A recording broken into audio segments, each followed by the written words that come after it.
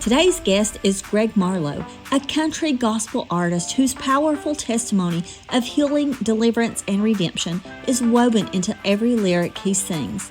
From battling cancer and addiction to topping the Christian country charts, Greg's story is a living example of God's grace and the beauty of second chances. Greg, thank you so much for joining me today. It is such an honor to have you on. Thank you, Christy, for inviting me. I appreciate it. Yeah, we have been trying to get this scheduled for probably over a year now. And it just never did work out. You know, I was with Severe TV, and then I could see things that guests couldn't see in the background. And I could see that we were finishing up there. And so I kept putting people off, and I was like, well, I will. And then I felt bad because I didn't want you guys to think, well, she just doesn't want me on. But it was just a matter of leaving one company and starting my own and, getting it all worked out like that. But, I have learned that if we just leave things up to God, his timing is always so perfect. Never fails, ever. Yeah, and I knew this was going to happen. It's just a timing issue. Mm-hmm. Yeah, just the timing. So there's so much I want to talk to you about today. Man, you have had quite a life and quite a testimony. It is beautiful and sad, and it's just all the things, and that's how God is. He gives you beauty for ashes. He takes something so horrific and just makes it such a beautiful story. So I just want to kind of give the highlights, and then I want you to take over. So you were diagnosed with sarcoma. That's a type of cancer in 2011, and you were given 6 months to live. Now, I can't imagine being told I have 6 months to live. I was diagnosed with stage 3 breast cancer in February of 2020, and the doctor said if we hadn't discovered it when we did, you wouldn't be here by Christmas. So I kind of was like, wow, but I cannot imagine what it's like to hear, first of all, it's such a jolt to hear that you have cancer, and then to be told you only have 6 months to live. How did you, try to tell the viewers how that felt, and what do you do with that? You've got 6 months to live. What do you do with that? That is such a good question. The best way that I have figured out to describe that is it felt like life was going at 100 miles an hour, right along with everybody else. And then just from a simple doctor visit, all of a sudden it was like my life hit a glass wall and everything stopped. Yeah. But I could see everything else going, everything but me. And it was numbing at times. It felt like is this really me this is happening to? I've been healthy as I could be, my whole life. And it just felt like life just hit a solid wall, and I could see everybody else just going right on. Yeah. So, yeah, it was real numbing at times. Yeah. What do you do? Like, I think, well, we all know we're going to die. Like, that's a part of life. Yeah. We know we're going to die, but we don't ever sit down and go, gosh, what if I only had 6 months to live? And you were actually told that. So what was the first thing that you thought, I've got to do this? I know they say get your affairs in order. Like when my husband got sick, the doctor said, make sure he has his affairs in order. And then he lived for a couple of years after that. But still, it's like, I don't know. What do you do? What's the first thing that you think about doing? Hugging your family? My family was the very first thing I thought of. And my son was 12 years old when I got diagnosed. And I had just spent so much time working and so much time traveling and playing music, and then working a day job through the week, 50 hours a week, and doing that. And all of a sudden, there was almost a sense of guilt that hit me. Like, wow, I've not got a whole lot more time left. How am I going to, what am I going to do? And how am I going to cram this in? And 5 million things enter your mind. Guilt's one of them. Fear was probably the last thing that hit. There was the whole, and I think that comes from knowing in my heart where my relationship with Christ was, because I was never scared. Wow. And I would sit and think, Greg, you should be scared right now. but there was almost like a peace. And I don't know if I knew then that God was going to heal me, Mm-hmm. or I just knew that I was that ready. Yeah. Yeah, it might have been a combination of both. Yeah. I can relate to that because like when I was sick, I mean, I had 6 months of chemo, I had a mastectomy, I had 31 rounds of radiation. But the whole time I was sick, and I knew I was sick. I mean, I knew I had cancer, but I never not one time thought I'm gonna die. And it just never hit me like that. Looking back at the pictures now, I go, man, I was really sick. But at the time I just thought, well, I got cancer, I'll be all right. It just, I mean, I don't know, but I also know that it brought me closer to God. Did that did it affect your faith, or did it cause you to draw closer to God, or were you already just so close to him that you were just like, I trust you? No, it definitely brought me closer. I've always been in my life. I've always been a fixer. I was that guy that just call Greg, he'll fix it with my family, with everything. And all of a sudden, I finally ran into something that Greg couldn't fix. Yeah. So I didn't have any choice but to totally and completely turn my life and everything and put it in God's hands. And it made me realize that, all the times that I had been praying, Lord, help me figure this out. And Lord, while you're figuring that out, I'm going to go ahead and take care of it. And I'd been that guy. Yeah. And all of a sudden, I didn't have a plan B. There was no plan B. The only plan there was, the only A plan there was him. Yeah. So I had to really and truly know that I had to rely on my faith in God. And it definitely made it stronger. It became more real.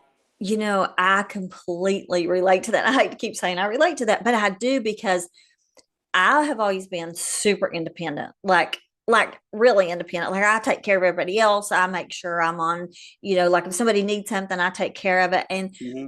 just I'm so self-reliant and self-sufficient. But that having cancer like that taught me that I'm not in control. I'm not in control of anything. I'm not Yeah. self-reliant. I'm not self-sufficient. I was completely and totally dependent on God, and that's how Yeah. it was. So yeah, I totally get that. So, did you find yourself praying more, or what role did prayer play in your cancer journey? I mean, you got 6 months. When you got to like month number 5, were you like, okay, God, I really got to talk to you more? What role did that play? It was crazy. When I first had the surgery that they done, and they even told me with this was with the surgery, 6 months tops. Mhm. And the surgery was really experimental. Mhm. And I remember telling Angie, my wife, that I'm going to go ahead and do this because if it will help somebody else down the road, at least maybe something good can come out of this mess. So I'd gotten really weak and really sick, and I laid for 23 days without being allowed to move a muscle. And you got a lot of time to pray when you're laid up to that point right there. But it played a gigantic role, and it reinforced just how important prayer really is. And also the people who were around me, I was surrounded by praying people. Yeah. And and when I would catch myself maybe feeling a little sorry Hmm. or so sick that I just and I think we've all been there. You get so in such a shape you feel like you can't pray. It feels like the ceiling's brass. Yeah. And there was people that was praying that I know that helped get me over the next stage. There was a church, local church, their youth group would literally come to my house and stand every week and stand around my bed and sing to me and pray for me. Wow. And that was the shot in the arm I needed. It was Yeah. through those prayers. And that's the most important thing that we have as Christians. So, well, I can't preach, or I can't sing, or I can't do this, or I can't be. Yeah, but you can pray. Yeah. You can Absolutely. always pray. That reminds me, and I love this. the place that I forget where. I'm not good at remembering like the book and chapter, but the guy who had the friends that they took off the roof and put him down through. Mhm. And it seems like that you're surrounded by people like that, Yeah. that they came to your house. Listen, that means so much. I had people who would message me with the best of intentions, friends from high school, friends, that I have now, and say, can I pay your rent? Can I buy you groceries? Can I, do this? And I'm like, no, I appreciate that, but just pray for me. That's what I needed the most. I just wanted somebody to touch God. I knew I was touching God, but please just touch God for me. Like all the other Yeah. stuff, it'll take care of itself.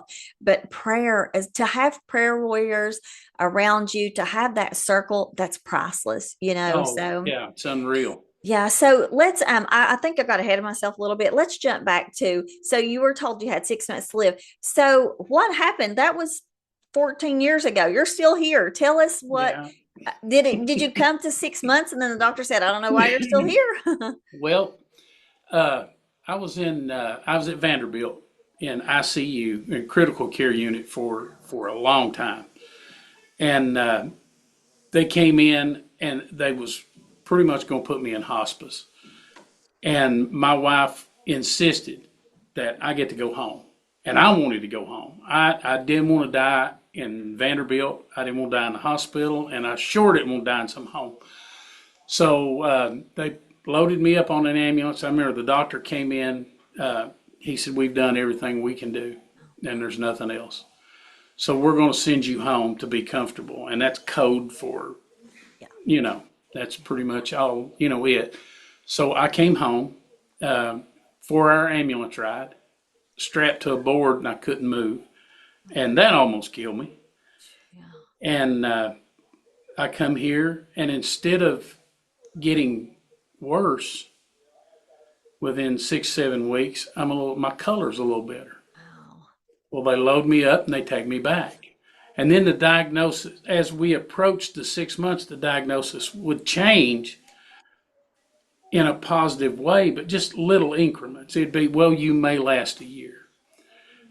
Or it was 18 months, but you'll never walk again. And within a year, I'm walking. And then it was 2 years. Then nobody ever lives 5 years. And then in 6 years, it was like, well, and I would go in and I would tell the doctor, man, I've been healed. And all he would say was, I said, God's got this, man. He's healing me. And he wouldn't say, I'd say, I'm cancer free. And he'd say, that's a good attitude to have. And after 10 years of telling him that, he finally come in and he said, man, just go home. You're fine. And it was it was crazy. It didn't happen overnight. It was a gradual thing. And I know, looking back now, it was things that God did to where he used that. He didn't give me cancer, but he took that diagnosis and he showed what faith will do. Yeah. Because it was all because of believing and trusting and just saying, here, Lord, I'm just giving it to you and you take care of it.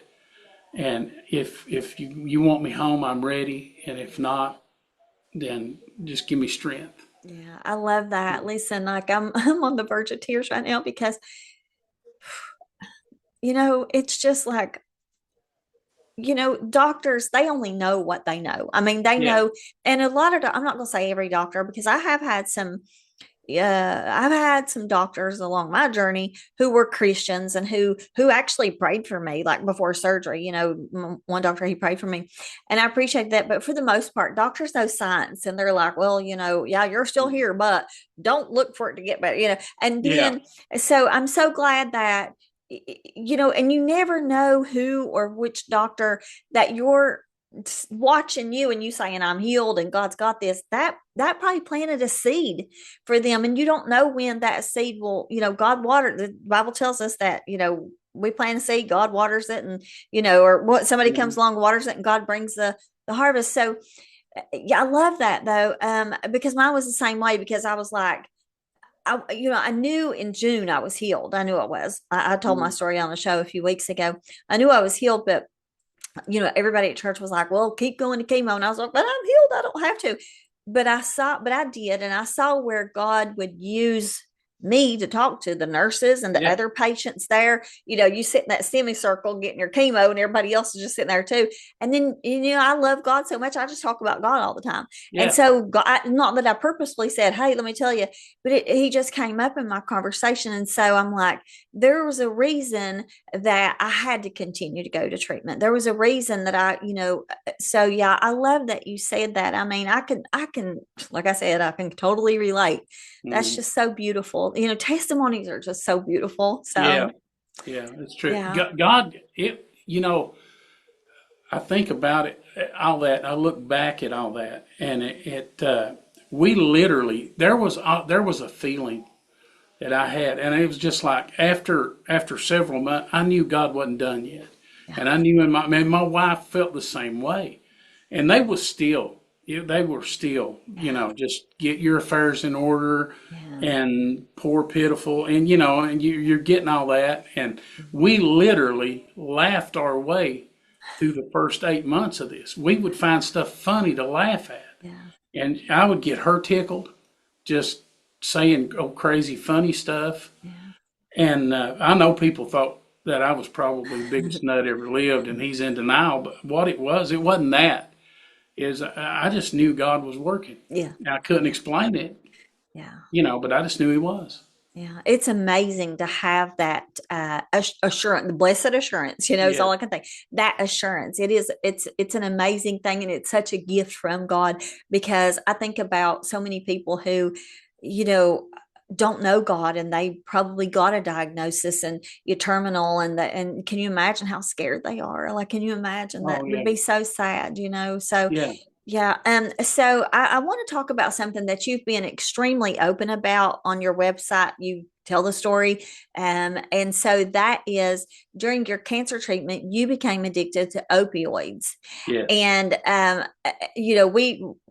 I was going to say, we don't have to talk about it, but you're very open. You even, Oh, I watched a video. So what led you down that path, what led you down that path? the surgeries that I had was a sarcoma actually attacks the muscle and tissue. So there was a lot of me they cut off Mm, and removed, and there was a lot of nerve damage and a lot of repair work. mhm. And the first 6 months, they never even completely put me back together because I wasn't even going to be worth it. I had to go through Yeah. 3 constructive surgeries after they seen that I was even going to live past a year. Yeah. So I was in so much pain that it was just it's undescribable. And the answer was, here, take a pill. And they sent me to a doctor, and I was doing as much morphine as they could give me without it stopping my heart. Mhm. And I had found out that if I told them I was still hurting, that they would give me oxys to chase between the morphine. And I knew that in my mind, I had convinced myself, well, I'm not a drug addict because Mhm. I'm hurting and I'm sick and I need this. Yeah. So I would tell myself that. So when I would go back to the pain doctor, I would say, "Yeah, I'm still hurting," and they would up it. And I'd gotten to where I couldn't go to bed without it. I couldn't get up without it. I couldn't function at all. My whole life revolved around those pills. Before I knew it, I was an addict. And I was busy convincing myself, man, I'm fine because this is not no pill mill. This is a Right. legitimate doctor that, Yeah. they're sending me to. And it's a trap. It really is, It really is. and it definitely changed my perspective about a lot of things, especially drug addiction. Yeah, like we see all the stuff like for years. Listen, I used to work for an attorney back in 2010, and without giving away too much, one of his clients actually went to prison for running a pill mill in the town that I lived in. And just she would be gone for months, and her secretaries would just hand out the green pads with, they would just Oh yeah. sign her name and hand them out. And so that's what, so it's not the fault of the patient. It really isn't, because we trust doctors. If a doctor says, like right now, I take seizure medicine, I have to take stomach medicine. If a doctor says, here, Chrissy, you have to have this, take it. I'm going to trust them. They're authority. They went to school for this. They Yes. know, they're supposed to know what they're doing. And then our bodies and our brains get hooked on that, Hmm. because to go from having extreme pain to having no pain or very Hmm. little pain, that's a great feeling, like Oh, nobody yeah. wants to be in pain. So it wasn't your fault, your brain got hooked on that. And I don't blame anybody, because I'm still they're still saying you're not going to live very much longer, Right. and Yeah. they're just trying to make life as peaceful for me as they possibly can. Yeah. So I don't blame anybody I'm just saying that I can see how Hmm. it's easy to get Yeah. Oh yeah. down that dark path with the best intentions in the world, Hmm. Yeah. you know. Oh yeah. And I did. That's where I went. Yeah. So we can see that you're doing much better now. Like I said, it's been 14 years since you were diagnosed. Yeah. What was the turning point that made you cry out to God for deliverance from those pills? I mean, what happened? Like, when did you finally go, wait a minute, this is an issue. This is more than just, taking away my pain. This is an issue. I've got to be delivered. My wife was trying her best to warn me. And I'm not bragging, but I am very hard headed, I guess sometimes. And I'm not the guy to say no to. I was never that guy. So she was saying, and I'm like, I'm fine, don't worry about me. We went to a parents, this is what woke me up. We went to a parents teacher conference that for my son at the school. And I insisted on going with her. And I don't even remember going. Wow. But I remember leaving, and she was crying. And she said, I am never going with you anywhere again. She said, you sat in the room with slobber running out of the corner of your mouth and your eyes half closed. I don't even remember anything about it, but I remember coming home, and I prayed, and the prayer was more of an apology than anything, just begging God to help me and promising and tell him how sorry I was, because here he had give me my life back, and this is how I'm paying him, by staying completely blown away. And I'm no use to God. I'm no use to my family. I'm not a good husband. I'm not a good father. One of the things I prayed for was Luke was 12 when I got sick. Is Lord, let me live long enough to see him, to help raise him. Yeah. He needs a dad right now. And then here I am. I don't even Yeah. know who I am, much less who he is. That was my wake up call. Yeah. Wow. That was But it. Greg, God is so merciful that He gives us that measure of grace in the middle Yeah. of our mess. I mean, even after I was healed from cancer, there's been things that I'm like, gosh, I really shouldn't have said that. I really shouldn't have done that. Like sometimes I complain a lot. And I'm like, God, forgive me for complaining, because look Mm. at how good you've been to me. But, He does realize that we're humans Yeah. and we're just flesh, and there is that measure of grace, and he knew that you were just flesh, and he also understands that, like I said, because I don't know if you know this or not, but before I started doing this, I was a alcohol and drug abuse counselor and a mental health therapist, and so I dealt with this every day. That Yeah. was I went to college for that. That's my calling. And so people would come in feeling horrible about themselves. And I would say, this is not your fault. There's a much bigger picture, much bigger issue. Because if I have a backache and somebody says, take this pill and it's going to get rid of it, chances are I might take that pill. And then, like I said, the big pharma and all that, which that's a whole nother show we won't go into, Mm. but they know what they are doing. They're keeping us sick. They're keeping people sick. So, but I'm just so glad that, you were able to realize, that you come to that self-realization, and that you did cry out to God for deliverance. But you know having worked with people who are addicted, we look at people, society looks at people who are who have those issues, and they call them junkies, and they look Mhm. down on them. Did you feel like that anybody looked down on you during your addiction, or did anybody know? You know, except for the people who was real close to me at the time, and I wasn't around as much. I was still in the healing process, so it's not like I was out like I had been. Mhm. So I really had a lot of people fooled, Wow. Yeah. and the ones who were close to me weren't fooled at all. Yeah.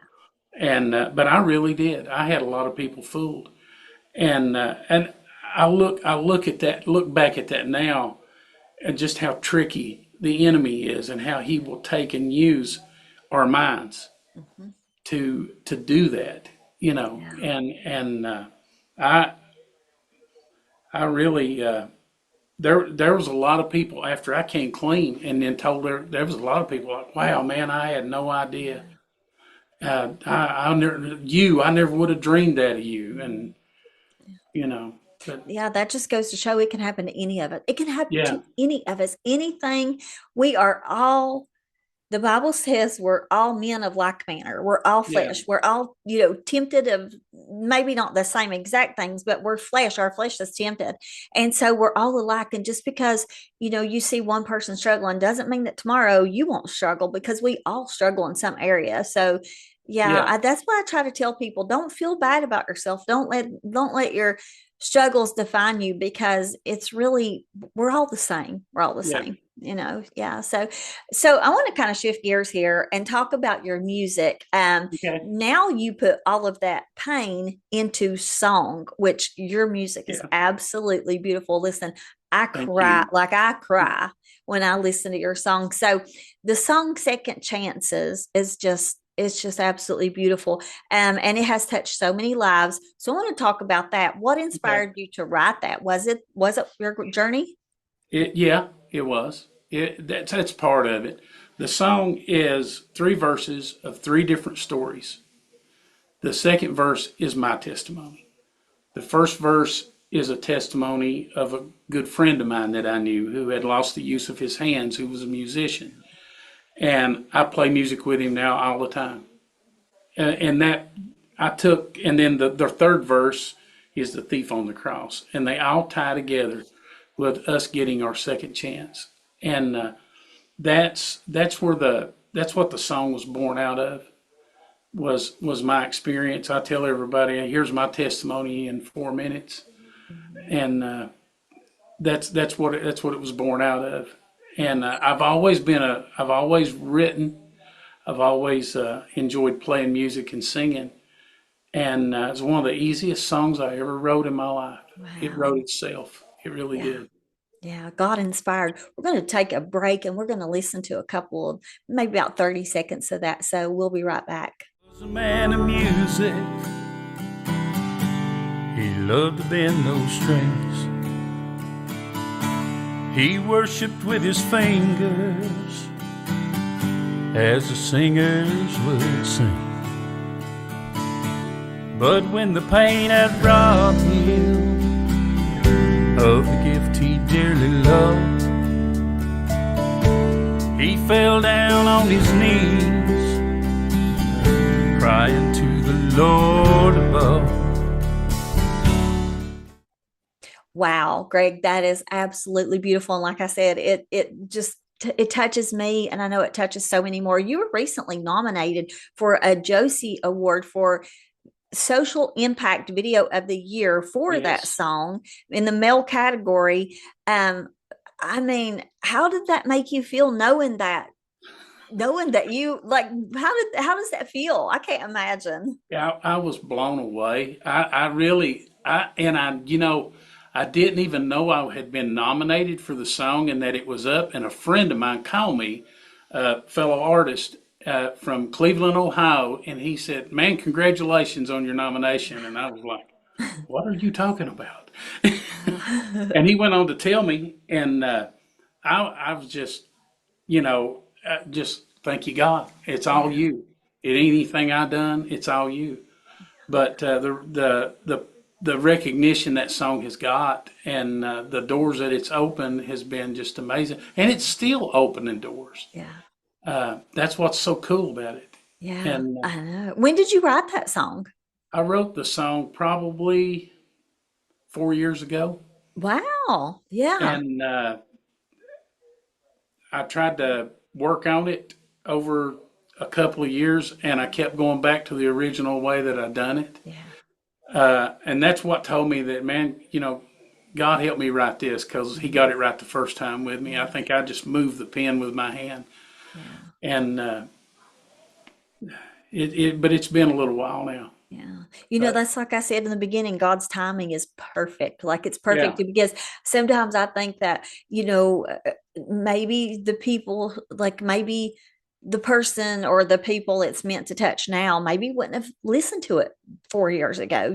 So yeah. yeah, his timing is just so perfect. I just love that about God. So what message do you hope that people will take away from that song, besides second chances? I mean, what's that deeper message you hope that they'll get when they hear it? None of us are past being rescued. That there is hope, irregardless of the situation. And there is a chance, a second chance. And God's just sitting there, He's waiting on us.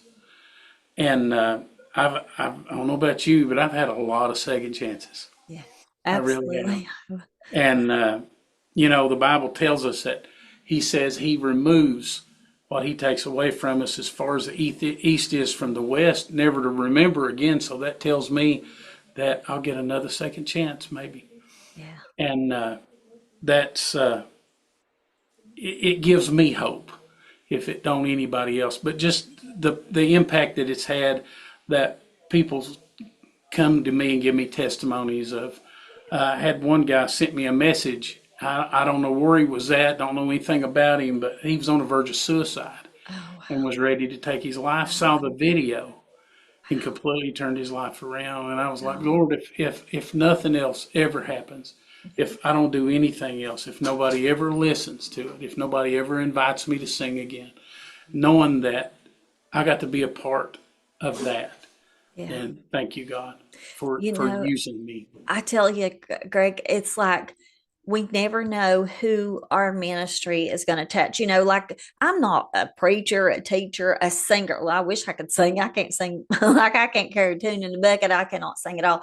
But I can do this. And so I'm like, Lord, let whoever needs it, if it's one person, let them watch one Yeah. of my shows that will give them hope, and let them know. So yeah, I totally get it. I wish I could sing that.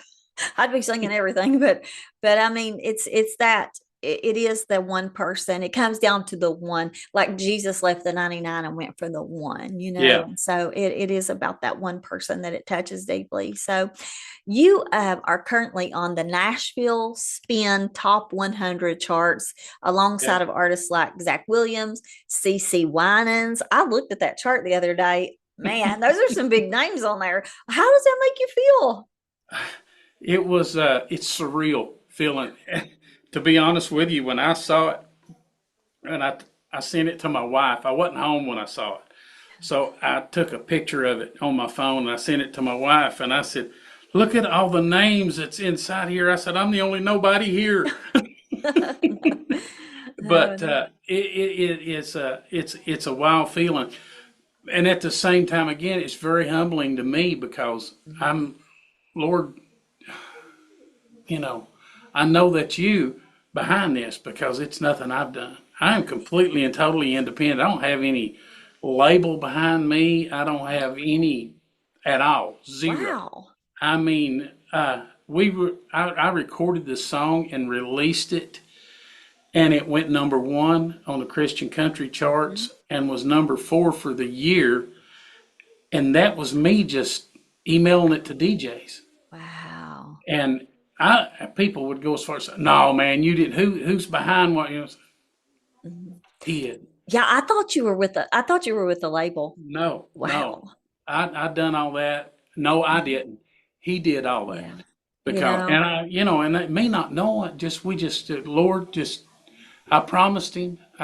After I seen that, hey man, he's giving me a second chance hmm at doing what I love, and I said, Lord, if you'll open the door, I promise you I won't question it. yeah. I won't hesitate. I'll just walk through. And that's how I've been approaching all this. So when I get a phone call or I get an offer and they'll say, would you like to? And I'll say, tell me what time to be there. Yeah. And it's led to being on the Opry twice. Wow. And shows like this. And it's all because, Lord, just open the door, show me the door, and I'll walk through it. I won't question. Yeah. Yeah. That's And amazing. that's I what mean, I'm going to do. And while I've got breath in my body, that's what I'm going to do. you know, I hope that people who are watching who think that they have to have a recording label or an agent or whatever, I hope they realize you don't. As long as you have God on your side, that's all you need. As long as you know, are like you stay humble and you say, God, show me the door and I'll walk through it. I mean, that's really what it's all about, you know. I mean, God can open doors that a manager or a Oh, publicist couldn't yeah, open. So exactly. And God's placed a lot of really important people and really good people in my life who guided me and steered me yeah. and showed me some stuff, showed me some things to watch for, and I give him all the credit for that because they didn't have to do that. And it was nothing in it for them. Yeah. And it's just been, it's God placing people in the right place at the right time. The guy that directed the video for me I mean, I never would have dreamed I would have ever got to work with somebody like that. And just his vision of the song came out in the video, and he made it, he told the story in a way to where it's more relatable to everybody. All of a sudden, it wasn't as personal. Yeah. It's everybody could have been that person in that Yeah. video. You And know, being in this on this side of the business or whatever you want to call it, you know, being in the position that I'm in, I when I watch things like videos or interviews or something, I do pay attention to how they're shot, how they're directed. And your testimony video on your YouTube channel where you're sitting in the church in the pew, that I was like, whoever recorded that was absolutely beautiful. And the way that it's shot, I don't know if that's in cinematic or whatever, it's beautiful. Your words were beautiful, but the way that came closer went out, it just was an absolutely beautiful video. And I love that. And there's a lot more to it. So the person that done that, the creative person, you know, they had to be led of the Lord too, to yeah, know how to yeah. do that, because man, it was touching. The same guy that directed Second Chances did that video. Wow. Cody McCarver. He runs Studio Dunlap in Dunlap, Tennessee, and he's a Christian country artist himself. But he just, when we done that, I was so blown away on, like you said, how beautiful the set, or everything was. Yeah. But he was just like, man, just be honest, just Yeah. just be real and be honest, and we want to capture that.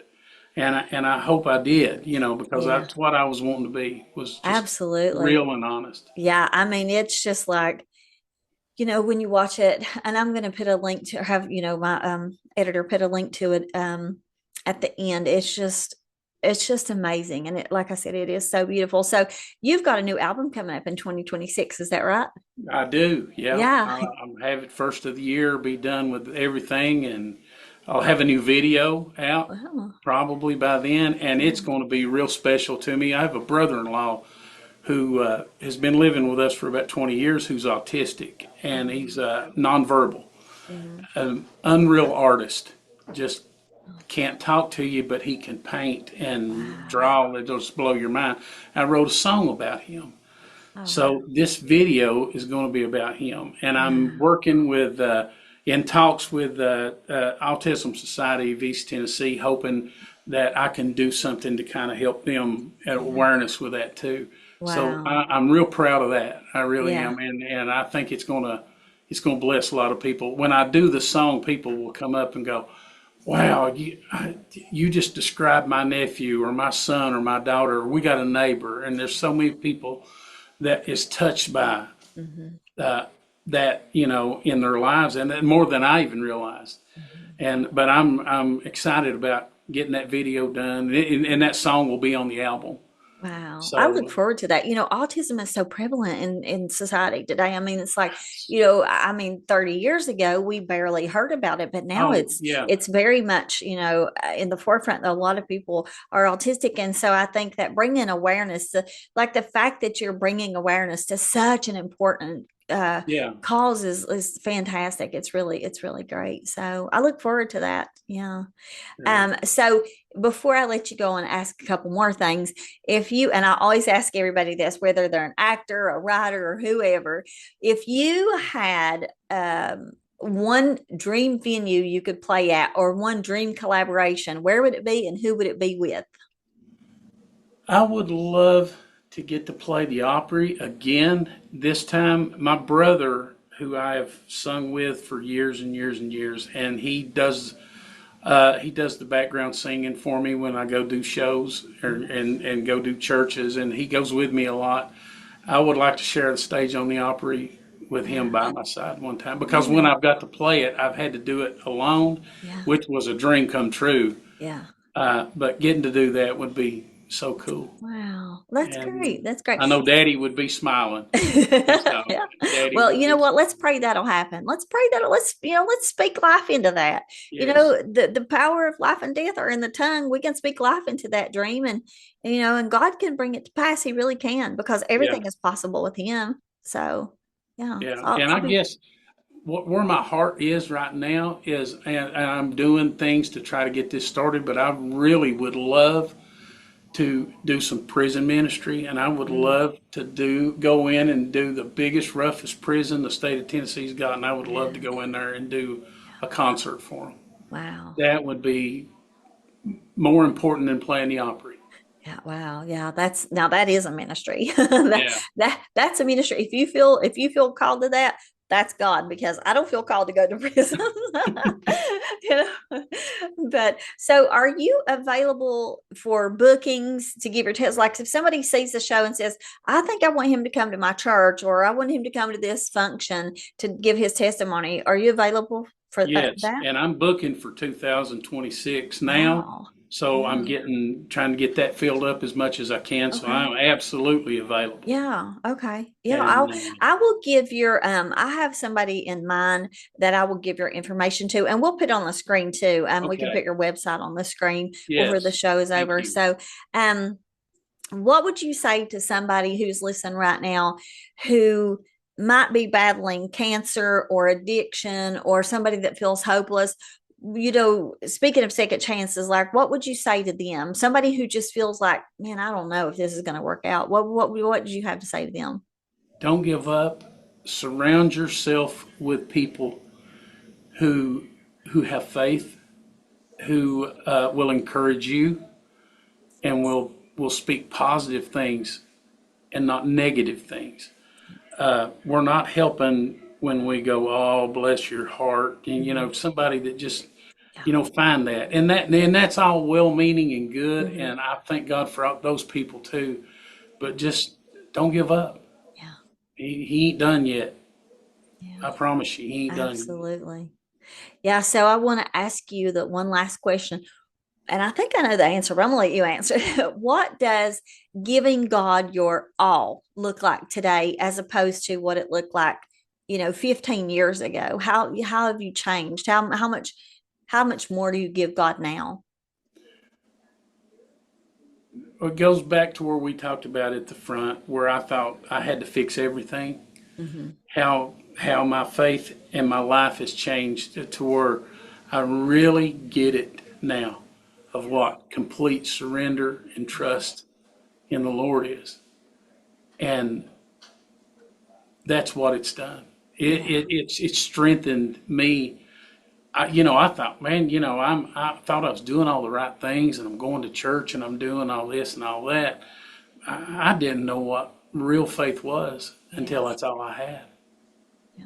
I love But that. He's I there. mean, it takes that complete surrender, and we Yeah, all come to a point in our lives, God brings us all to a point in our lives where we do completely just have to surrender to him. I mean, not everybody does, unfortunately, because there's going to be people who don't, and people who, don't make it Yeah, to heaven, and that's sad. But if you're really called of God and you want to live for him, he will allow you to have that turning point, that place to where he says, look, you can't do this on your own. You have to have me. So absolutely. yeah, I Yeah. love that. So, listen, I want to thank you so much for allowing me to, and my audience to, just hear your testimony. And iron sharpens iron, and the things that you've said have touched me this evening.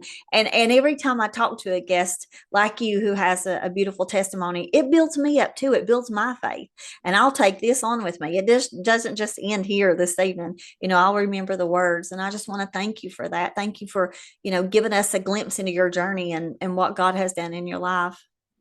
Thank you, Christy, for having me on. I appreciate it so much. Our testimony is all we have. Yeah, That means more than anything. It yeah, really does. And thank you for absolutely. allowing me to share it with your audience. Oh I gosh. appreciate it so much. Yeah, it's been my honor. It really has. So I appreciate it. So thank you so much for joining me today. I know Greg's story has inspired you just as much as it has me. And Greg's music is available everywhere you want to hear music. If you want to go on YouTube or Spotify, iTunes, you can visit his website, which is on the screen right now. It's at the bottom of the screen.